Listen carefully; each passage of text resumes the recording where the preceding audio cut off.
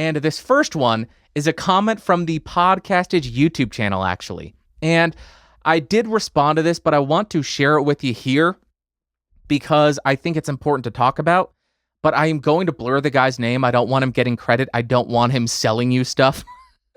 And that's going to piss him off. It's going to piss him off a lot. But let me go ahead and read this for you, what he had to say. It doesn't actually matter what kind of mic you're using. For the most part, the people who care are the people who spent the money on their equipment, but still don't feel like they got what they paid for. So they go out looking for something better. Meanwhile, there are people using $50 mics who don't care and just produce content and grow their business regardless.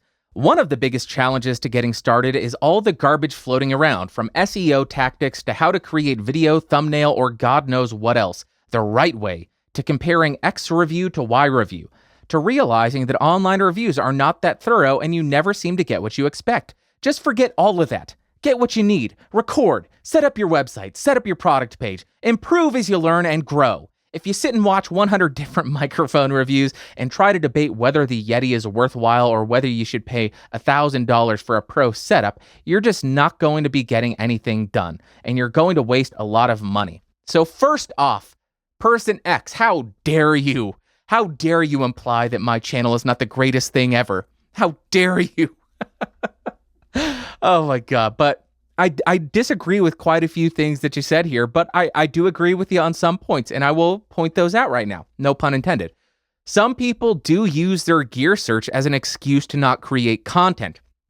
So if you are somebody who is saying, I can't create because I don't have that $1,000 audio setup, I can't create because I don't have that $10,000 microphone, stop. Just stop searching, use the gear that you have, start creating. Even if you don't have any gear, if you have your phone, start creating. There's nothing holding you back from doing that. I agree with you on that point. But for everyone, not everyone is making a business. Not everybody is making a marketing class trying to get people to buy it from them. That's quite an assumption that you make. Oh, every creator should just start their business and start their product page and start growing that way.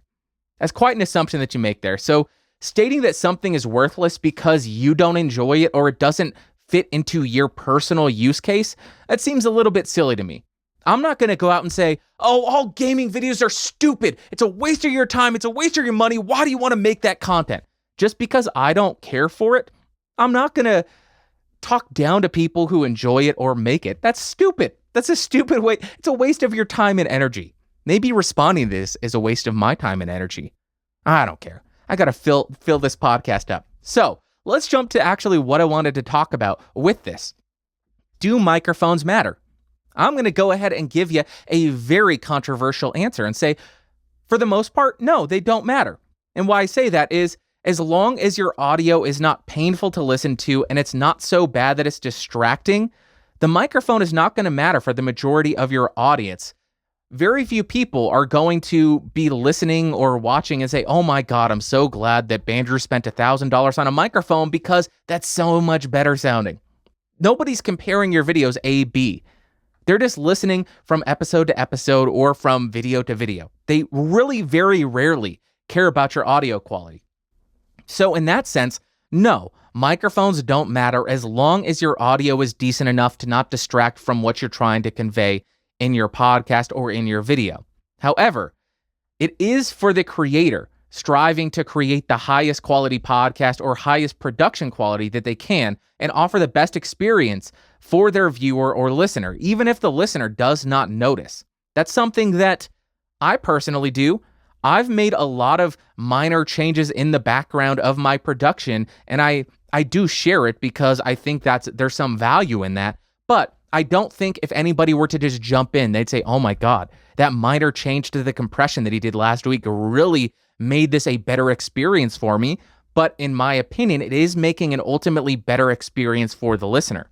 So in your scenario, I guess what we should be seeing is every single talk show, every single film production should just be using a Blue Yeti on the end of a boom arm.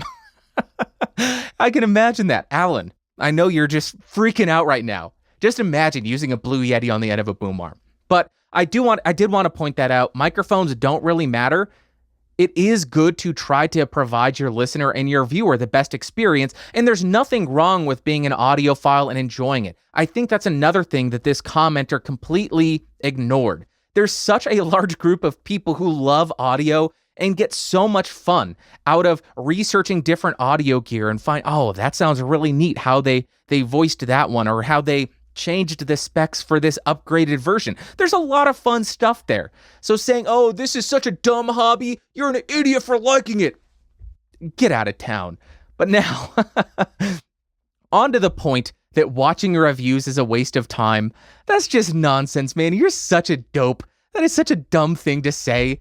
Do I recommend someone watches 100 of my videos? No, don't watch 100 of my videos. That would be a waste of your time.